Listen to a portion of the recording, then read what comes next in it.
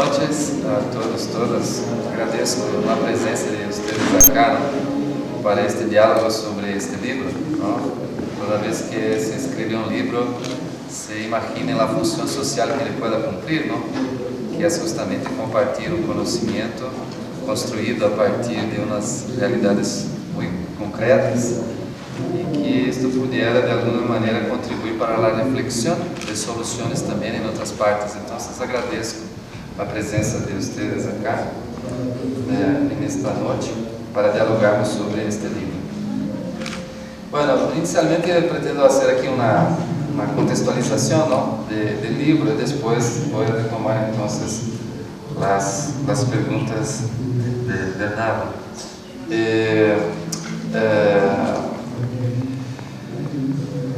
A situação de pobreza não é só uma coisa que ocorre porque uma pessoa não tenha ganas de trabalhar ou porque não tenha interesse em fazer coisas, não? Há todo um quadro estrutural de organização de nossas sociedades que impedem que as pessoas possam viver com as garantias básicas de sua vida atendidas por seu próprio trabalho. E o tema fundamental é que os trabalhadores não são dueños dos meios de produzir. Não temos as ferramentas, as máquinas, as fábricas, não temos o dinheiro, nós somos proprietários de meios de produção. Somos em verdade, considerados força de trabalho. E força de trabalho para quê? Para que uns possam, então, controlando como se produz estes bens em um modo de produção que não temos os meios de produção, levá-los a um mercado onde nós outros tampouco temos o dinheiro, não? A maioria da população não tem o dinheiro necessário para aceder a estes bens. Então, temos um modo de produção que é opressivo e, por outro lado, um sistema de intercâmbios que também não funciona, porque o dinheiro é escasso. E o dinheiro tem que ser escasso porque ele é reserva de valor, não? Se tiver dinheiro assim como o ar que respiramos, o dinheiro não teria valor. Para que tenha valor, tem que ser muito escasso. E então, para preservar o valor, tem que ser escasso. Mas se o dinheiro é aquilo que necessitamos para intercambiar os produtos, para atender nossa necessidade, e este dinheiro é escasso, o resultado é que os produtos para atender a necessidade da vida, da maioria da gente, ou de uma grande parte da gente, serão muito escassos. E no mundo temos mais ou menos 1 milhão de gentes que vivem na hambruna.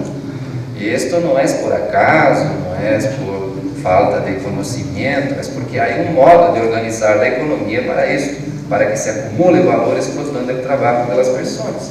E isto se chama capitalismo. Sim? Então, hay que ser claro com isto, não? De fazer um diagnóstico, de compreender-se as contradições da realidade. E no caso brasileiro, ha passado uma coisa muito interessante do ponto de vista de análises que se fizeram do período da teoria do desenvolvimento e da teoria da dependência. Este modelo de desenvolvimento, portanto, como funciona?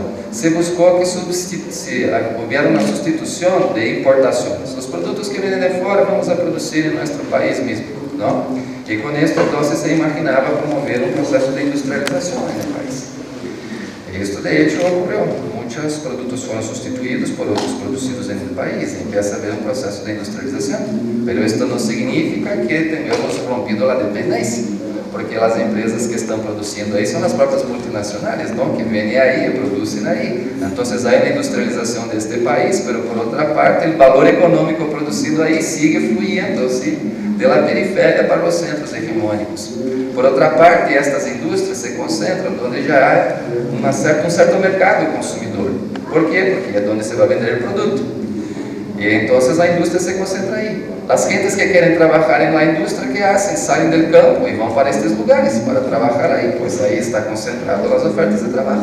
Há uma migração do campo para a cidade. E temos o crescimento destas cidades com este processo de industrialização. Os governos vão fazer políticas públicas de saúde, de hospitais, onde vão poner? Onde há muita gente. E onde é que há muita gente? Em estas cidades que já têm muita gente. E então as pessoas que vão buscar atendimento de saúde ou educação, não sei o que, vão para onde? Para estes territórios. Então temos uma grande rede de territórios. Umas grandes megalópolis, São Paulo é a nossa megalópole, depois muitas metrópoles, aí as capitais destes estados com cidades como 1.500.000 a 2 milhões de habitantes. Depois uma rede de cidades intermédias, e depois aquela maioria dos grandes municípios do país, muitos dos quais têm 50.000 habitantes, 30.000, 20.000, ¿sí? Entonces, ¿qué pasa con esta lógica toda? La teoría de la dependencia nos mostró que hay un flujo de valor por todo este proceso, que viene desde el campesino que con su trabajo produce algo, ¿sí? Pero que no se queda con este valor. ¿Por qué? Porque viene alguien que lo lleva este producto para vender en un espacio más adensado, que por su vez va también correr este valor para una metrópole, que por su vez va para un otro país, que va a ser acumulado en Estados Unidos o donde fuera. Entonces hay una lógica de desarrollo que cria un proceso de dependencia. Y entonces aquí es un tema interesante de analizar, que es todo este desplazamiento de poblaciones campesinas que van para las ciudades. La necesidad que el país tiene de afrontar este modelo donde no hay entrada de divisas con la exportación de estos productos, implica un proceso de industrialización para vender afuera, para entrar dólares, ¿sí? Por otra parte, las empresas mandan las remesas de lucro para afuera, y entonces no hay un equilibrio en esto. Este desarrollo endeudado leva ao país a uma dívida externa gigantesca, ¿sí? E uma situação de empobrecimento da maioria da população, frente àquela outra parte da população que enriquece e que tem um padrão de vida que é muito superior da média das gentes de países desenvolvidos. Então, o que há acá? Um profundo processo de contradição nesta sociedade. Os governos de Fernando Henrique Cardoso, depois aqui nós vimos uma ditadura militar, com este modelo de desenvolvimento que se buscou avançar nisso, pero que houve um endeudamento do país, com todo este processo de mecanização dos latifúndios para exportação, tudo isso. Al final, temos um processo de abertura política, e então há dois projetos políticos importantes em disputa aqui. Um projeto que foi neoliberal, ¿sí? Las privatizaciones de las industrias, abrir el mercado interno para el capital internacional, todo esto. Y por otra parte, un proyecto que llamamos de democrático y popular, que era un proyecto de hacer cambios en este desarrollo económico, en esta forma de organizar la política para atender de hecho los intereses populares, ¿sí? Entonces es interesante ver esto, ¿por qué? Porque los gobiernos de Fernando Henrique avançaram en esta perspectiva de un gobierno neoliberal. Privatizações que também generaram desemprego, explosão e tudo isso. E neste momento, então, temos as ações de economia solidária que se vão desenvolvendo. Empresas que faliram, os trabalhadores la ocupam, ¿sí? E então temos a autogestão de empresas, ¿sí? Grupos de pessoas que já não têm mais condições de trabalho, se organizam aí grupos de consumo, pequenos projetos alternativos comunitários e uma série de outras iniciativas de economia popular, ¿sí? Bueno, pero el contexto de la hambre, ¿cuál es en este momento? Después de estos gobiernos neoliberales que aprofundan este tema, ¿no? Tenemos ahí varias maneras de mensurar cuántas personas están abajo de una línea de pobreza, porque ¿cuánto es esta línea de pobreza? ¿No? ¿Cómo se la define? Hay muchas maneras diferentes de hacerlo. Pero teníamos ahí una de las referencias que el gobierno adoptaba, era una cifra ahí de 39 milhões de pessoas abaixo da linha da pobreza que não tinham condições de ter sua segurança alimentar assegurada, que não puderam consumir de maneira em quantidade suficiente, em qualidade suficiente, com regularidade adequada e em condições de dignidade, ¿sí? Então, eram 11 milhões e 400 mil famílias.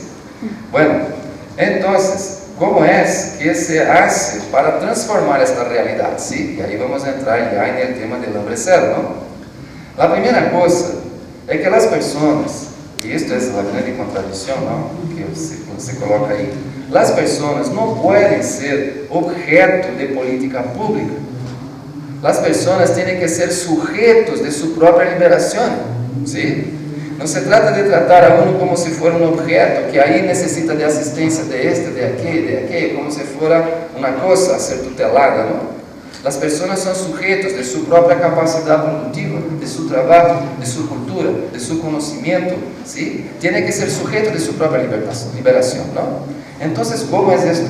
¿Cómo se puede organizar un programa que parta de esta realidad con una visión así y que pudiera avanzar en un cambio de la sociedad brasileña, ¿no?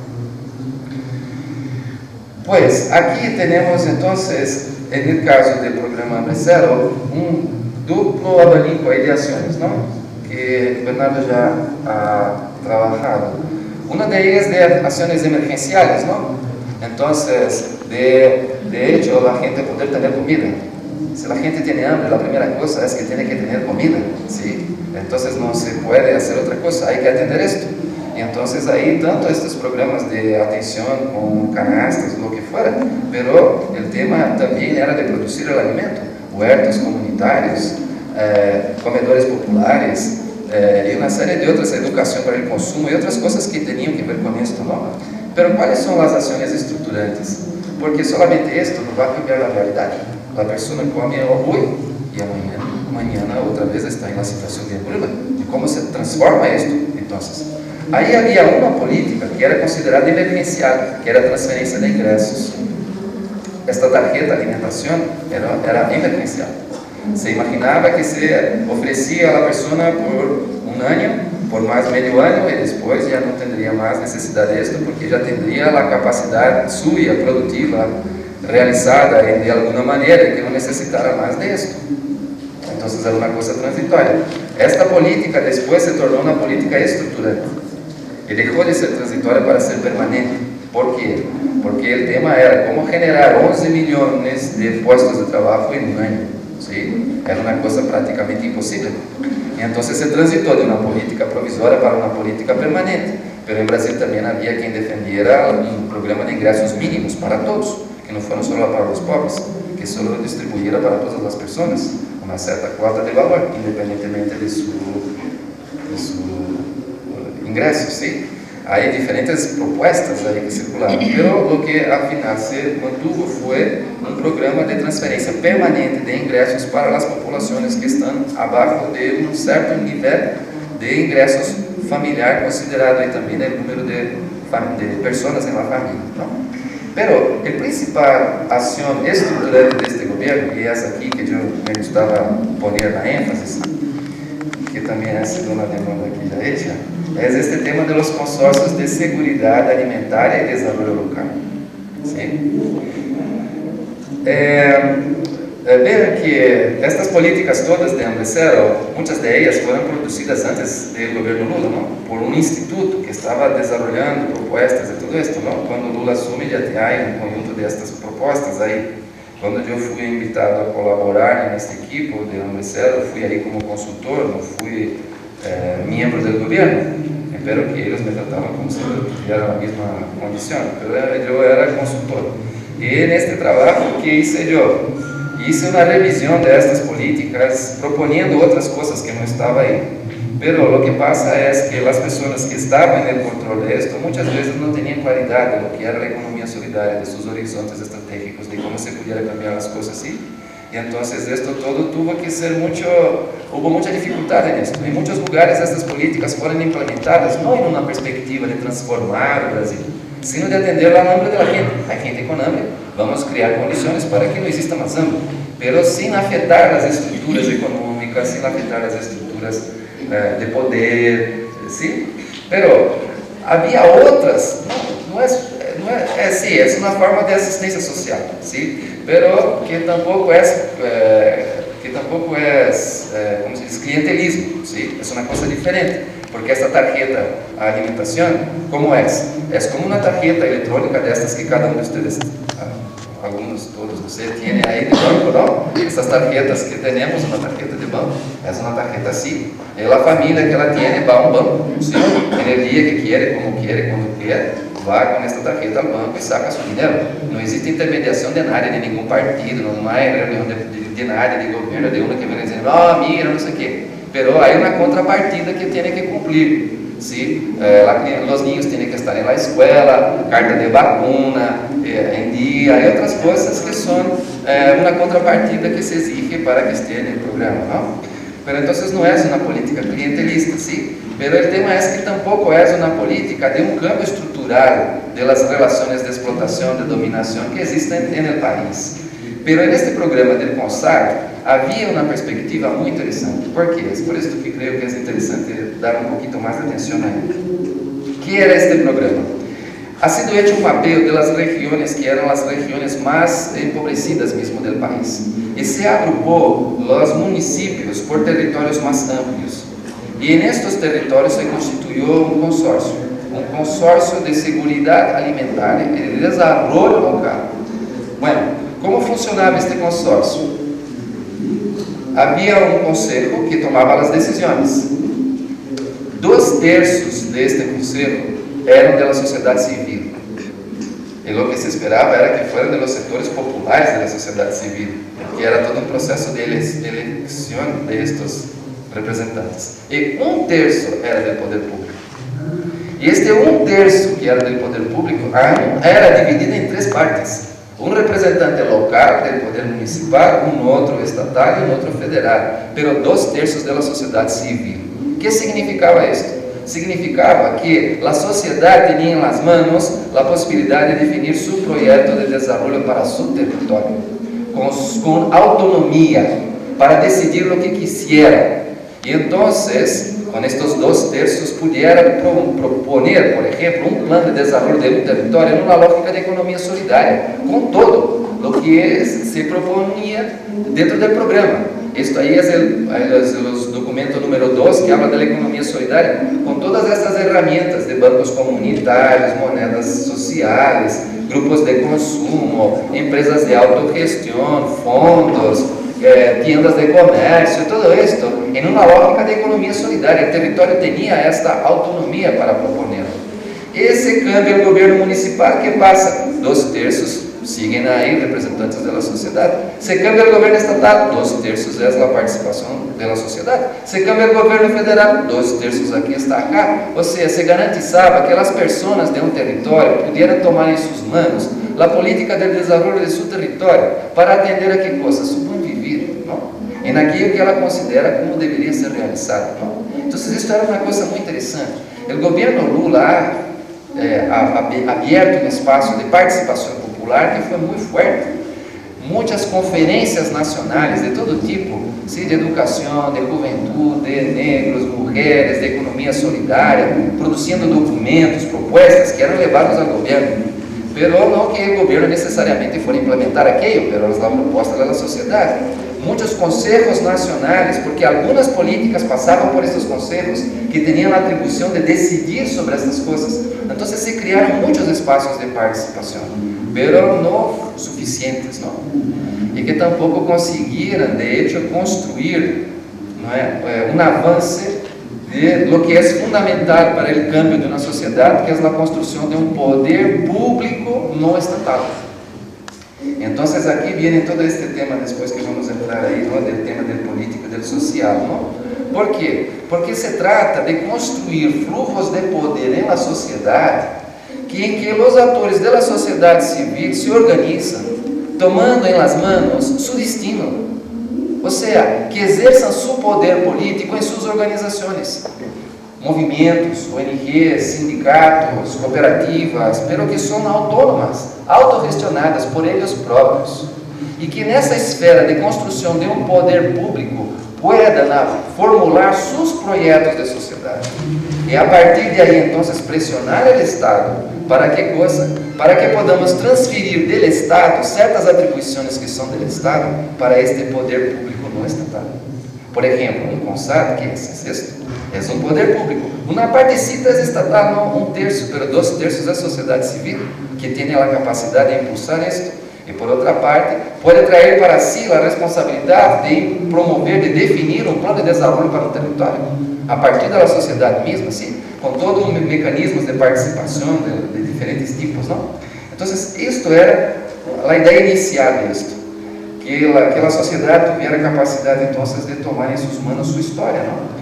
Y aquí todas las prácticas de economía solidaria como alternativas para tentar construir una otra forma de producción que no tiene patrón ni empleado, autogestionada, y por tanto un otro modo de producir, y un otro sistema de intercambio, otras estrategias de circulación de estos productos en un territorio con sus circuitos económicos solidarios. Y aquí ya aparece esto claramente dicho, ¿no? La necesidad de organizar esos circuitos económicos solidarios como forma, ¿sí? De este empoderamiento de una economía solidaria como base de una otra economía, ¿sí?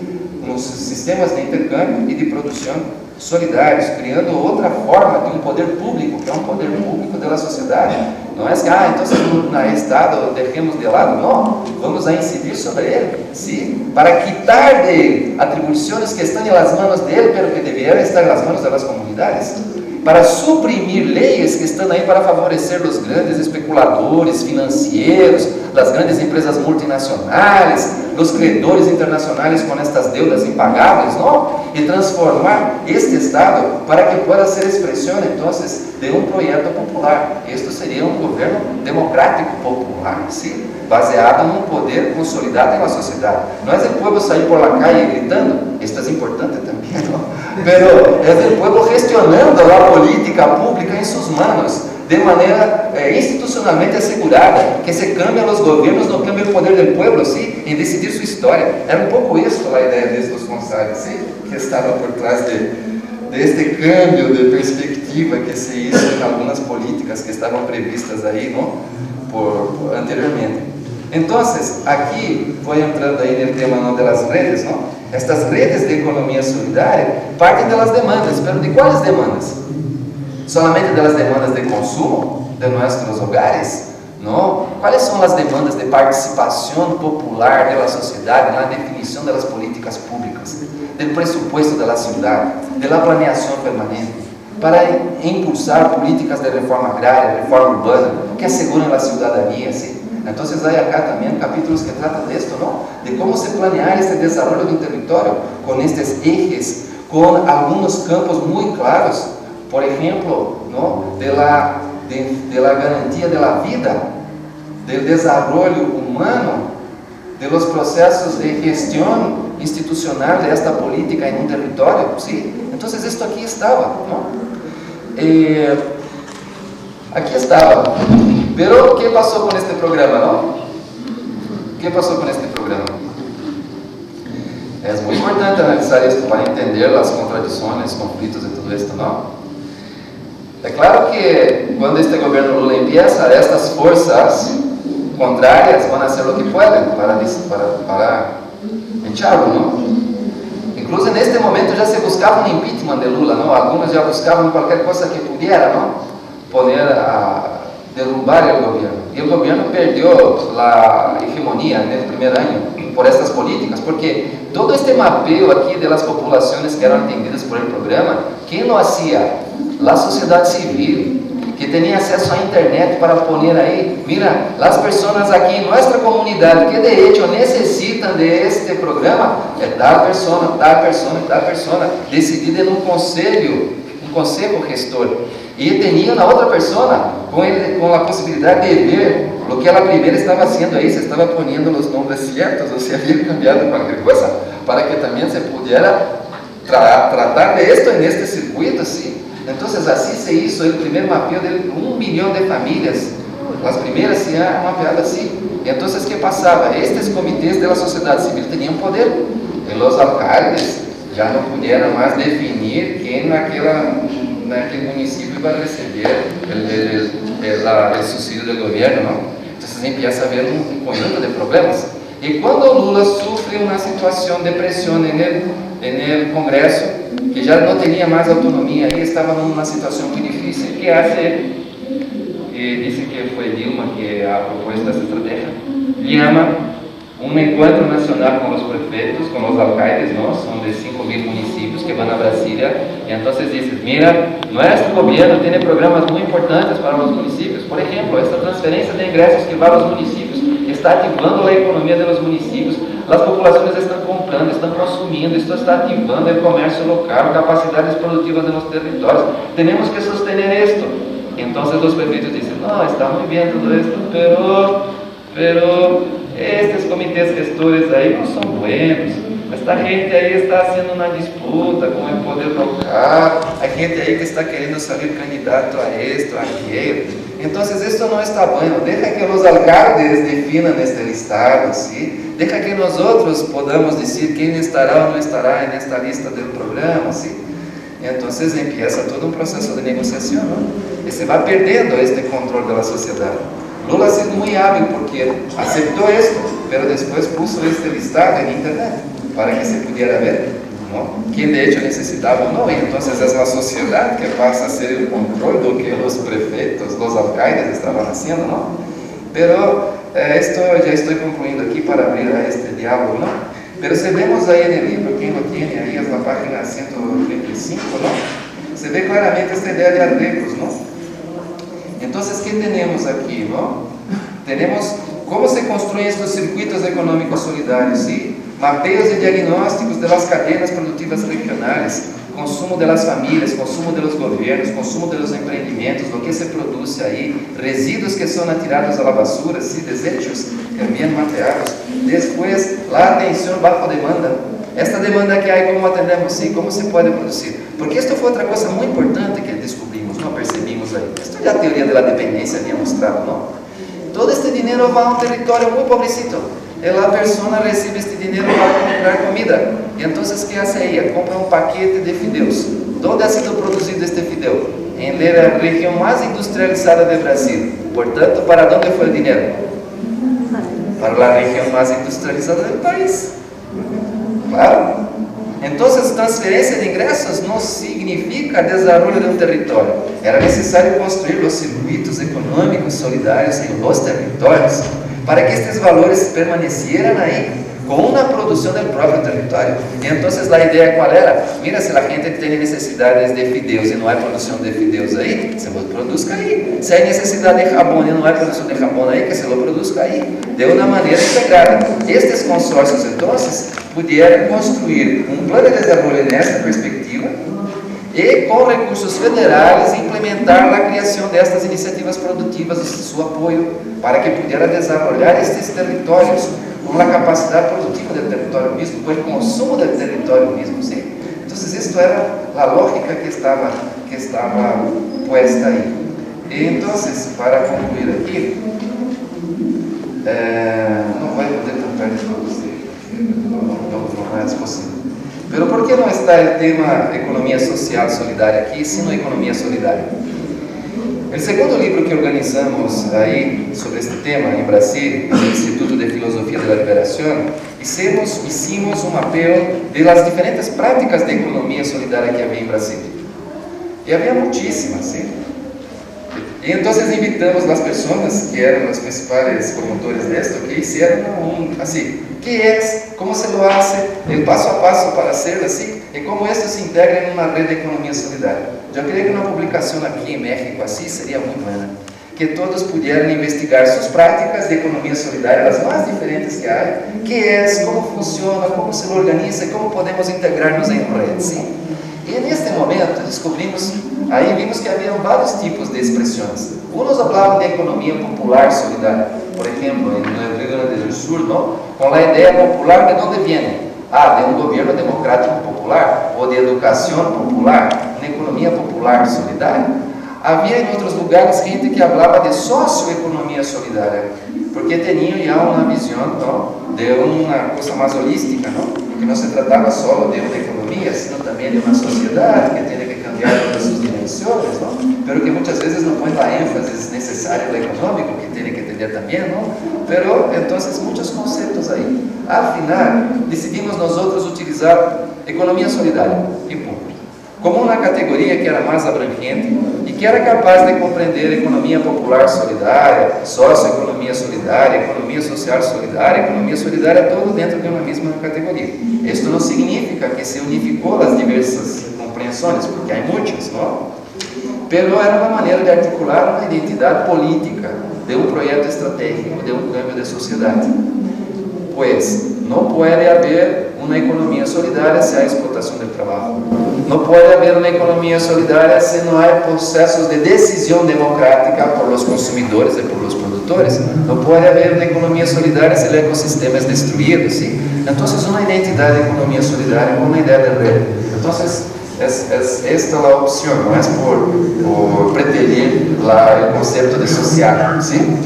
Pero también esto después en el debate podemos volver ahí con el tema del concepto de qué es poder político, qué es poder social y su relación con el Estado, sociedad, ¿no? Bueno, y solidarismo para concluir entonces, ¿no? El tema del solidarismo, hay una gran vertiente, ¿no? De pensamiento de solidarismo, en varias líneas, y yo no voy a reseñar acá todo lo que existe. Efectivamente no me filio así, yo soy de la vertente solidarista no sé de quiénes, no, esto para mí, partir del concepto de economía solidaria, como se ya se lo manejaba por los años 80, sí, yo fui desarrollando esto, pero como apunté aquí en el anexo, ¿no? Este tema de la subsidiariedad, creo que vale la pena retomarlo acá para concluir esto. En los 100 años de la Revolución Francesa, la izquierda republicana francesa ha hecho un análisis de por qué los ideales de la revolución no se habían concretado. Libertad, igualdad y fraternidad. ¿Y qué conclusión llega? Un escrito de León Bourgeois sobre esto, la solidaridad. Es muy sugestivo este estudio. Dice, mira, el Estado puede mediar la igualdad entre las personas. El Estado puede mediar la libertad, asegurarla. Pero el Estado no tiene cómo imponer a uno que va a tratar al otro como su hermano. ¿Cómo se puede? Eso no es posible. Que la fraternidad va a ser mediada por el Estado, ¿no? A la vez ni siquiera dentro de la familia las personas se tratan de manera fraterna, ¿no? Cuanto más pretender que un Estado va a poder asegurar esto. Entonces, ¿qué proponen ahí? Cambiar el concepto de fraternidad por solidaridad. Trata-se entonces en esta vertiente de articular la libertad, la igualdad y la solidaridad. Pero ¿cómo es eso de la solidaridad? Dicen ellos, mira, hay una res pública. ¿Qué es esta res pública? Es todo este patrimonio cultural, de valor, tecnología, recursos y todo esto que nosotros no movimos un dedo para crear. ¿Quién lo creó? Las generaciones pasadas.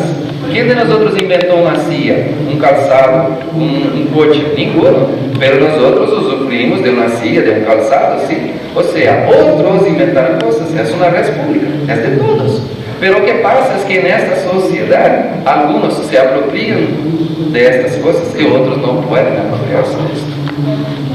Entonces, ¿qué cabe al Estado hacer? Cabe al Estado asegurar que la res pública sea efectivamente pública. Que aquellos que se apropiaron, además, porque todos nosotros somos herederos de esto, pero somos deudores. En igual medida que somos herederos, somos deudores. Entonces, si uno que es heredero no ha recibido nada, y el otro que es deudor igualmente tiene de más, ¿qué hay que hacer? Hay que redistribuir esto, sí. Y este principio de redistribución es un principio solidarista que está ahí ancorado en esta lógica, ¿sí?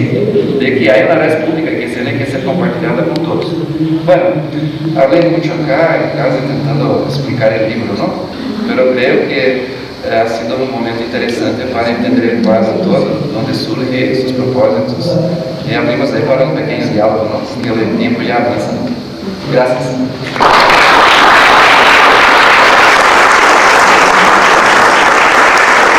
No se puede trabajar con los mismos principios. Habría principios diferentes. Puedo decir que por todos los recorridos que he hecho en este país, he conocido muchas iniciativas de economía solidaria. En el Foro Social Mundial que estuve acá, tantísimas organizaciones. Yo creo que si fuera posible construir redes colaborativas que integren los flujos económicos de poder, de conocimiento de las diferentes culturas, ¿sí? Sería posible construir un camino de liberación acá. Es posible, ¿sí? Es posible, porque ustedes tienen ya una gran realización de este camino hecho y tienen que seguir adelante, ¿sí? Fortalecidos de la propia historia de México. Los desafíos que ahí están exigen que tengamos una capacidad de juntos en México, ¿no? Del pueblo mexicano, construir sus soluciones, refletiendo su realidad de manera a avanzar. No hay respuestas ya dadas en ninguna parte. Hay mucha cosa que se hizo en tantos lugares que se puede aprender de todas ellas, ¿sí? Pero es el pueblo mexicano que va a construir su camino, que no será de Venezuela, no será de Brasil, no será de de Ecuador será mexicano, ¿sí? Porque es su realidad, es su cultura, es su vida, es su historia. Entonces, pero yo veo que aquí hay mucho acúmulo ya de esto, hecho, mucho. Este ejercicio que hicimos ahorita aquí, de 2 millones de familias, con 8.000 pesos de consumo mensual, 8.000 millones de pesos, ¿qué es su consumo? ¿Qué hacen de ello? ¿No? Pero lo mismo es de su poder, ¿no?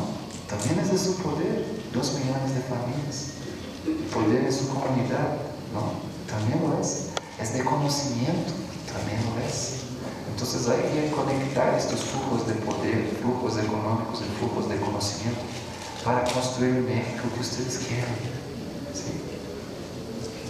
Se puede. El tema de las redes de mercadeo, ¿no? Cómo enfrentarlos, ¿no? En una mesa, para hablar entonces, ¿no? De la seguridad alimentaria, no sé qué. ¿Y quién estaba aquí al lado? Una señora que era del sector de la responsabilidad social de Walmart, ¿no? Entonces estaba yo y ella, ¿no? Y que ela disse que Walmart estaba contribuyendo para garantizar la soberanía alimentaria de México. ¿Por qué? Mira el argumento de ella. ¿Por qué? Porque compraba productos de los productores mexicanos para vender en sus tiendas y los vendía a un precio más en cuenta para los consumidores mexicanos. Ese era el argumento de ella. No decía ella que estaba destruyendo todos los pequeños mercaditos comunitarios, todos los procesos, ¿no? de los pequeños, ¿no? comerciantes, que estaba destruyendo todo esto. No, esto no decía, ¿no? Decía que estaba ofreciendo productos en precios más en cuenta para los consumidores mexicanos, ¿no? Entonces, de hecho, estos mercadeos capitalistas están por muchas estrategias, sean de pequeños mercados que se van integrando en redes mayores, sea por las grandes, ¿no? que vienen. Walmart tiene una facturación que es mayor que el Producto Interno Bruto de Venezuela. Imagínate, con toda la riqueza de petróleo, no sé qué, de Venezuela, la facturación de Walmart es superior al Producto Interno Bruto de Venezuela. Imaginen el poder que tiene. Nestlé en el programa Hambre Cero, he dicho lo mismo. Estaba ahí queriendo meterse dentro del programa. Y si uno dice, mira, queremos aportar alimento para atender la hambre, que un gobierno va a decir, no, tu alimento no puedo recibir, ¿no? ¿Cómo es esto, no? Imaginen las contradicciones que se meten en estas situaciones, ¿no? Pero, ¿qué hay que hacer? Tenemos que construir nuestros circuitos económicos solidarios. Esta es la respuesta que doy a la pregunta. Tenemos que construir nuestros circuitos económicos solidarios. Esto puede ser hecho de muchas maneras, sí. Una manera muy sencilla de organizar una tienda, donde nosotros vamos a comprar los productos que necesitamos. Y punto. Y entonces vamos a cambiar los productos ahí por productos de economía solidaria. Y una parte de estos excedentes van para un fondo de economía solidaria para crear otras iniciativas. Eran 16.000 millones de pesos, ¿no? Si tuviéramos 10% de esto para inversión, teríamos 1.600.000 millones de pesos, ¿no? Para hacer este cambio, ¿no? Entonces es una cosa muy grande, ¿no? El tema de los valores, ¿no? El tema de los valores.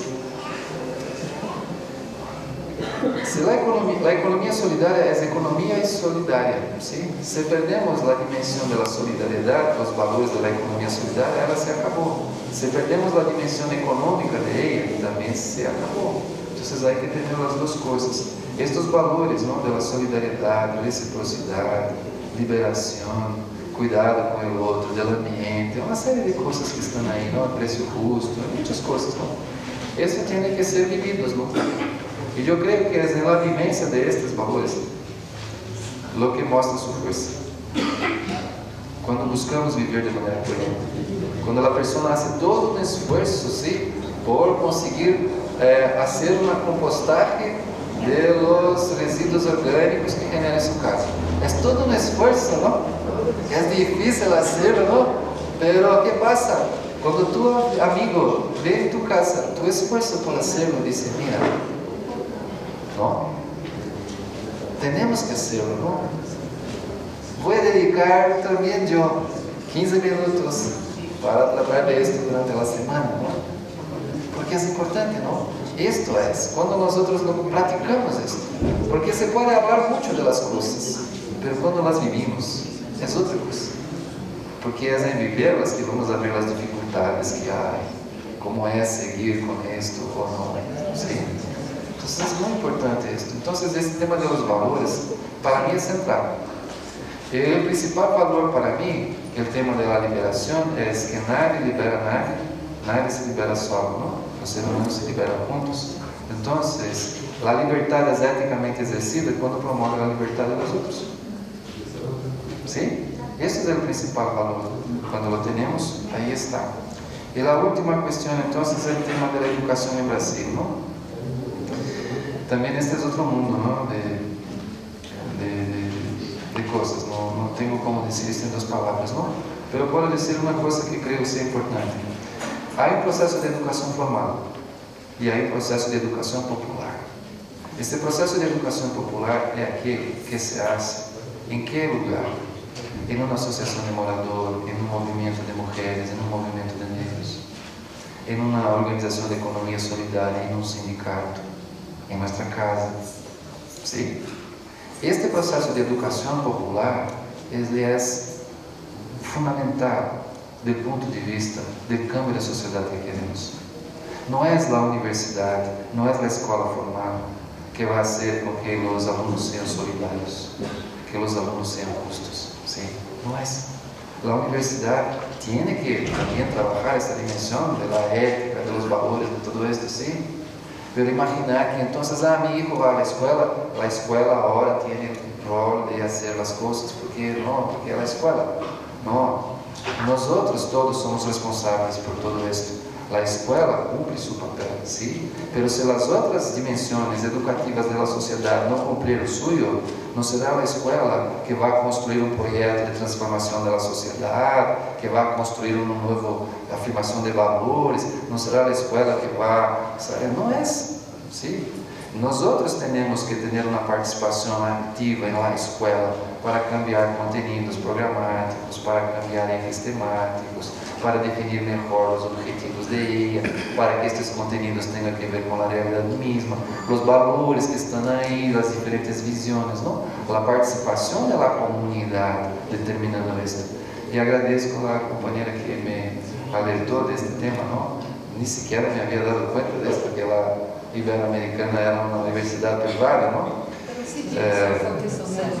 Sí, no, esto es muy importante entender dónde estamos, ¿no? Y yo no tenía claridad de esto, ¿no? ¿Dónde estoy? Y en verdad, esta es una cuestión importante, pero hay las cosas que se llaman campos de posibilidad, ¿no? Entonces, cuando estos campos de posibilidad existen, tenemos que saber actuar, ¿no?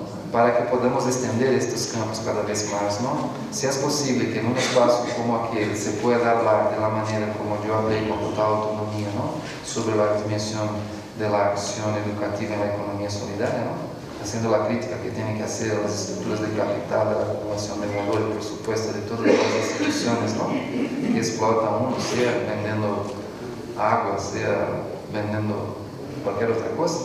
Entonces, mi autonomía está abierta, pero tienes razón tú, porque si una corporación multinacional me llamara para hablar de cualquier cosa, no iba, ¿no?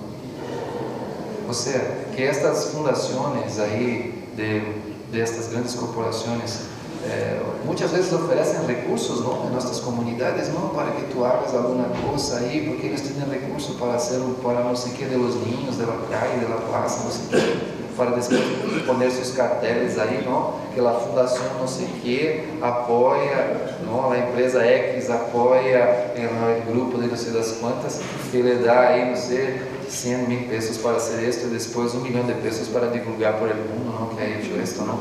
O sea, que es solo publicidad, que no tiene que ver con nada, ¿no? Esta responsabilidad social no existe, ¿no? Esta cosa de empresa capitalista con responsabilidad social no existe. Porque si existiera, la primera acción que tenía que hacer era la responsabilidad social con sus trabajadores que tendrían derecho de decidir cuánto reciben, del horario de trabajo, de la gestión, tendría que cambiar todo para la autogestión, ¿no? Esto sería la primera responsabilidad, ¿no? Entonces no existe esa cosa de responsabilidad social. Lo que existe es una publicidad que ellos hacen, ¿sí? Con recursos que tienen. Entonces tengo tanto para publicidad, ¿qué voy a hacer con este recurso? 10%, hagamos aquí una plaza bonita. Y los otros 90% vamos a hacer el mundo, ¿no? Que hicimos esto, ¿no? Así es nuestra responsabilidad social, para vender. Lo que les quieren es vender. Entonces nuestra necesidad de un novio, una novia, para vender desodorante, para vender un tenis. El deseo de una familia feliz, para vender mantequilla, para vender leche, galletas, ¿sí? Entonces es esto, ¿no? Lo que ellos hacen es tratar de nuestras emociones y sentimientos, ¿no? ¿Para hacer qué cosa? Dinero. Y aquí es lo mismo. No están preocupados con un bosque. Están preocupados en hacer más dinero. ¿Sí? De ponerse en el mercado como empresas de responsabilidad social para tener más resultado económico de esto. Entonces, no hay esta cosa de los valores volviendo acá. Entonces, no hay que tener mucho cuidado. Pero por otra parte, cuando ellos hablan de hacer un mundo más justo, solidario, sostenible, de alguna manera están capturando nuestros valores, ¿no? Pero por otra parte también los están divulgando. Entonces es toda una contradicción que hay ahí. Pero tenemos que tener mucho cuidado, ¿sí? No podemos ser capturados otra vez en esta lógica del mercado. Porque si la economía solidaria cayera en esto, se acabó. No hay más solución. La economía solidaria hoy es la base material de esta otra economía. Y tiene que seguir con su proyecto claro, con sus valores claros, ¿sí? De un otro mundo, sin explotación de nadie, un mundo para el buen vivir de todos, un mundo ecológicamente sostenible. Ay, llega, no, mucho ya hablamos, ¿eh? Bueno, muchas gracias.